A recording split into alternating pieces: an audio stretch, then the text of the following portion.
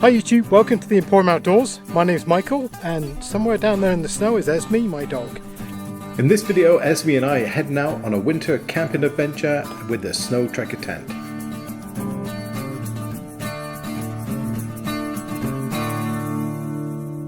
So it's November and the overnight temperatures are around -18, -20 typically, and we're expecting some further snowfall through the night. We're in the Can-Am Defender HD10 and we're pretty much at the limits of what tires can do in these conditions.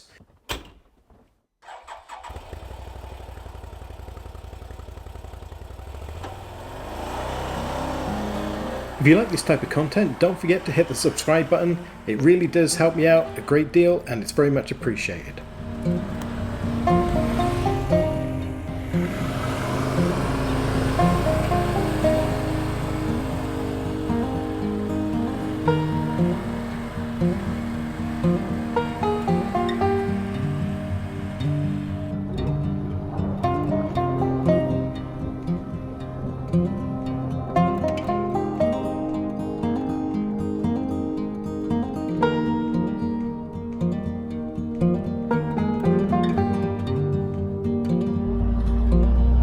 Days like these when I thank myself for paying the extra money to get the heated cab really does make riding in these conditions so much more tolerable.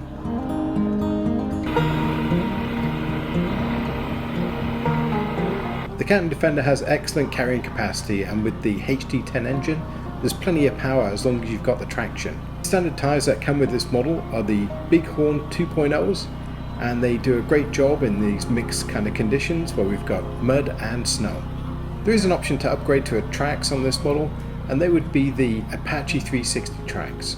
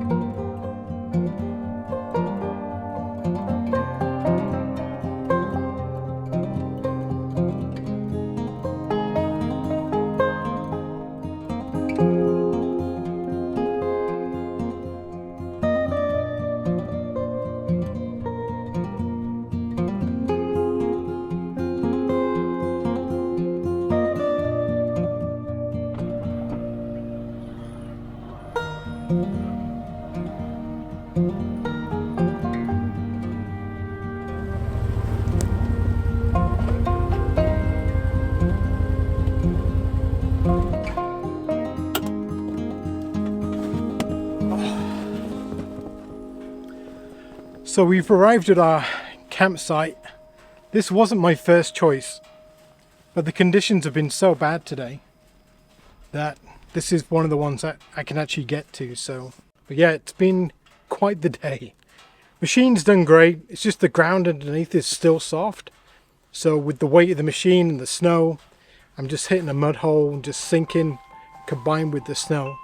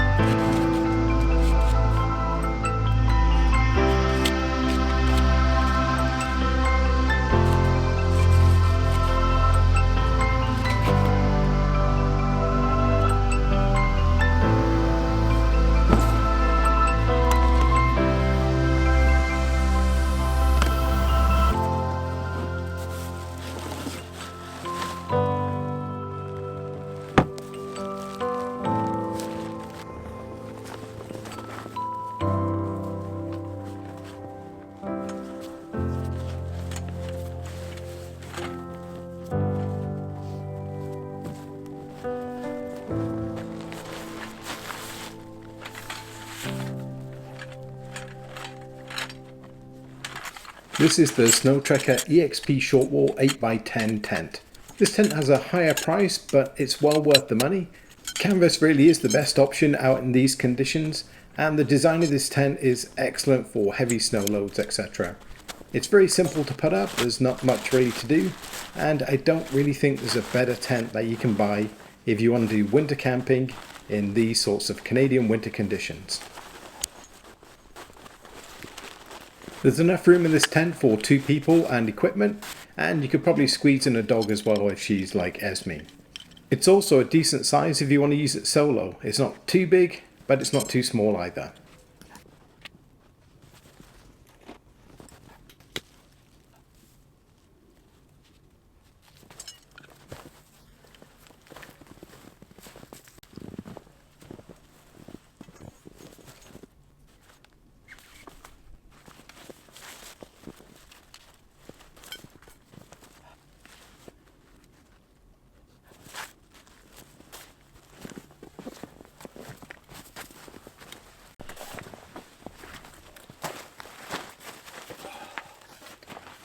As I normally travel by machine in the winter, I don't mind the extra weight of a cot, and it makes a huge difference in your comfort level when you're camping out on cold ground.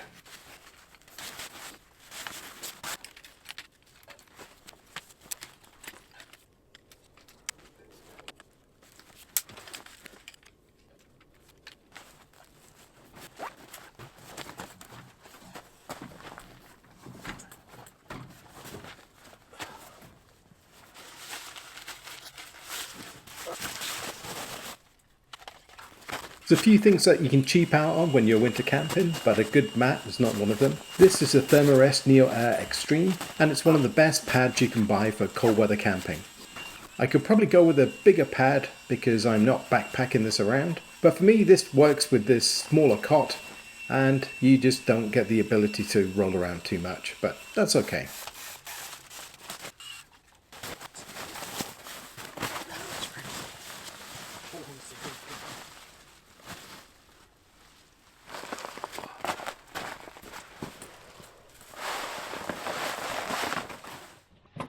What hot tent would be complete without a wood stove? This is the Nyko or Kinko stove that was supplied from Snowtrekker, so it's slightly modified. It's matched to this particular tent, has a 3-inch chimney to match the stove jack built into the tent. I've tested this stove all the way down to below -40 Celsius, and it does struggle at those lower temperatures. I would say up until maybe -35 this is a good option, but if you're going to those extremes you might want a bigger stove.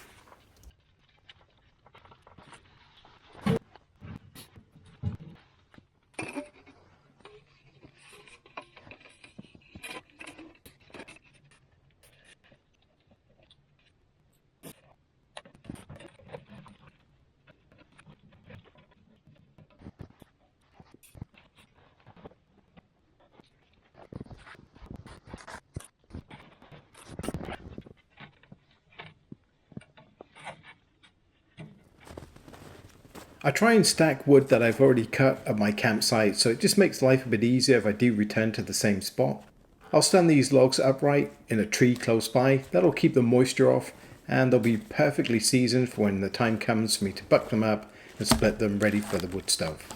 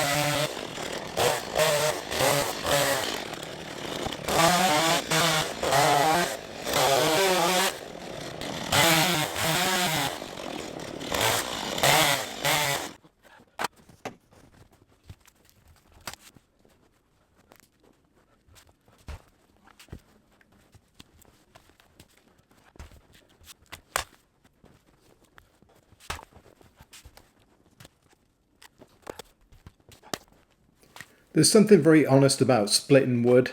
It's something you can't really cheat on. You've got to put the effort in and you just got to get it done. I do cheat slightly and use a chainsaw, but I really need to carry a chainsaw anyway to clear the brush on the trails that I travel. So having the chainsaw with me and using it for cutting wood for the fire is great. And there's nothing better than seeing a fully stacked pile of wood when you've got a cold night coming ahead, and probably some for another trip as well. So that's always nice to see.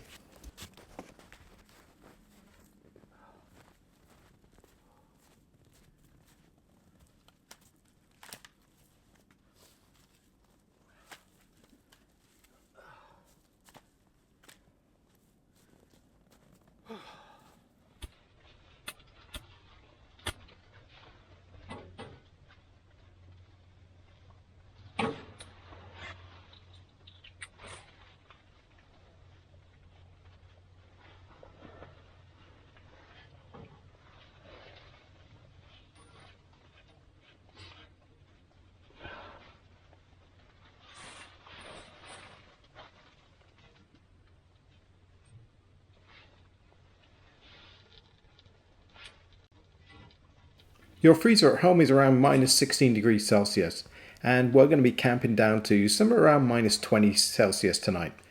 I personally use a little tea candle to light my fire. It's an effective way to make sure that you get a good light and you can get fire going as quickly as possible. At those temperatures, you're pretty much getting close to where if you can't get yourself warm in some way, you're going to run into some real difficulties.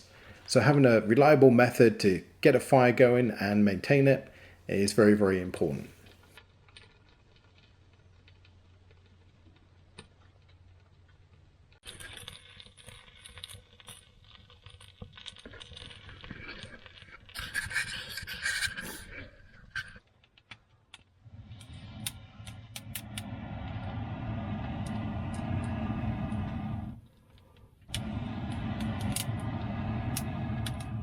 The other piece of equipment I highly recommend is one of these pocket bellows. There's many a time in the middle of the night where I've had to bring the fire back from just embers, and having this simple piece of equipment has saved my backside many times. It's got the fire going really quickly and I can get out the coal and back into my sleeping bag. Good girl.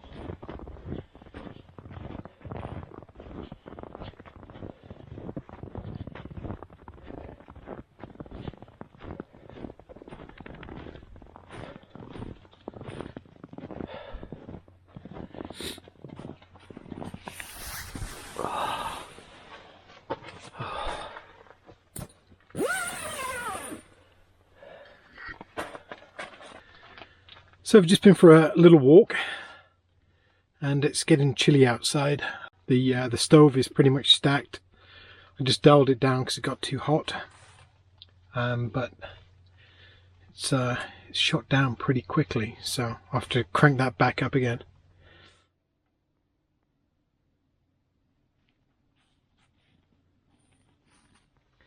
So Esme and I have had our supper and we've kind of settled down. It's 7:30 so far and the temperature is right there. Hopefully you can see that.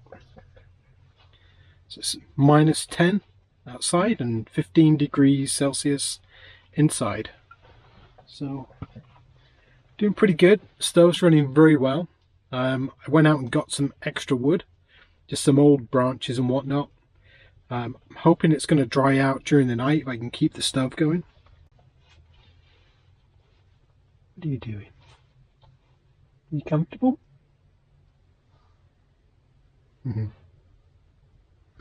So this is what we've got for our setup. Got my little candle. That little bucket at the side there, that's my kind of cooking bucket. I have those twigs down the side and they'll come in handy in the morning. I'm just drying them out by the side of the fire. So Esme and I are settling down for the night. And it's about minus 15 outside. It may go down to about minus 18, minus 20 tonight, perhaps. We did have the tent up to about plus 16 Celsius inside, which was very comfortable. And we've been using the little candle lantern just for light and listen to the podcast. It's been a very pleasant evening. Good night, Esme.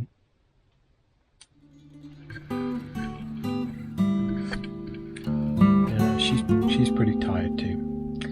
So, good night for now, and we'll see you in the morning.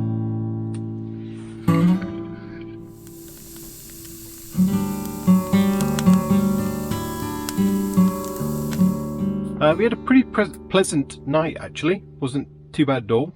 The temperature did go down to minus 18.8, hopefully you can see that. And the current temperature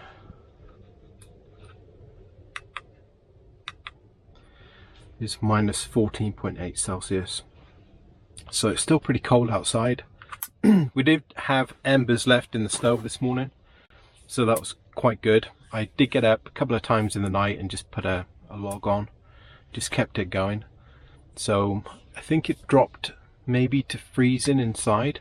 That's why the little thing reads LLL.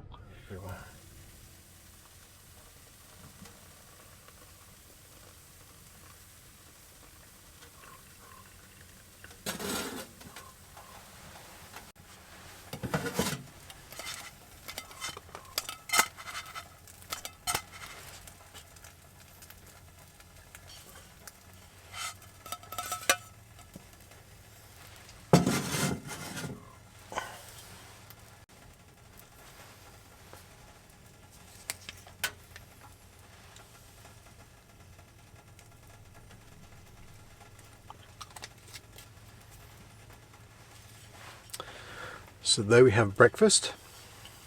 It's not a very round pancake.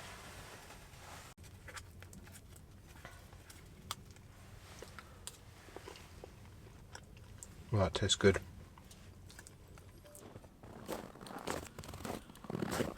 So we're going to see how the Can-Am does on its first relatively cold start.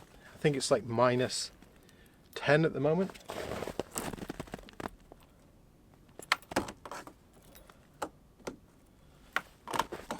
Ooh, looks like the lock's frozen. Oh.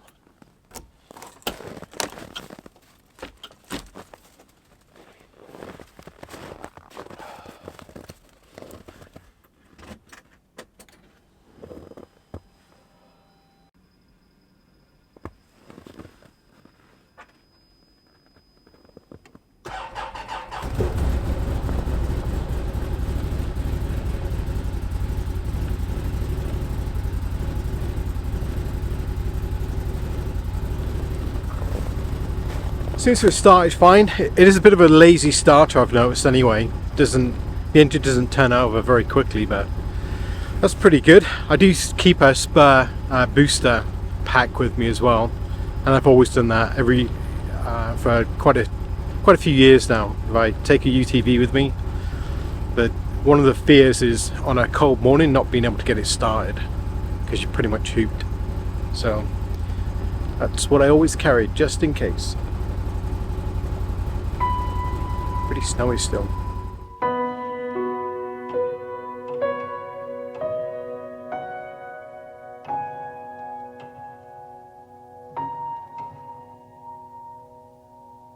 Got the truck loaded up. So much stuff.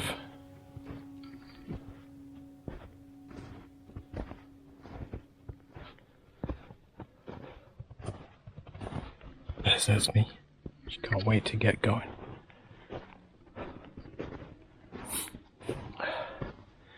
So I have this gun rack. This is the Can-Am in-cab gun rack. I don't actually like it. It's awful. Whoever designed it didn't do a very good job. I don't like the way it leans backwards. It really should be straight up and down. So I'm probably going to cut that weld at the bottom and straighten that up. And it'd be nice to have it so it's threaded too, so I could spin it out. So I might just weld a collar in there and then thread the pipe. That might be an option. Yeah, this is my setup. My little tablet holder, my phone holder, drinks, This little cubby hole, another cubby hole under the top. This thing has got so much storage. Got my little snacks, my ammo box under there, my shoes. There's another box that goes under each of the other seats, which I may invest in. But she's heavy, but it's a great hunting wagon. We are pretty covered from yesterday, but so anyway, okay, let's get moving and see if we can find anything. Let's do some exploring.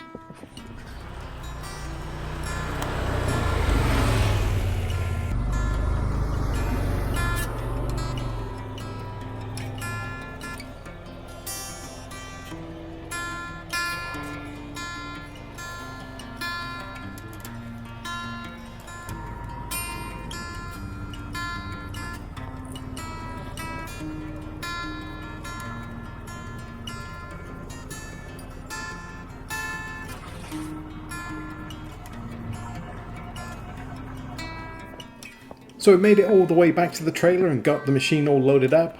It really is kind of a big heavy machine and you need a sizable trailer to haul it. This one's a little bit on the small side, but it does work and I plan to upgrade it in the future. I hope you've enjoyed the video and you'll stay around for any future videos, so don't forget to subscribe. And until next time, take care.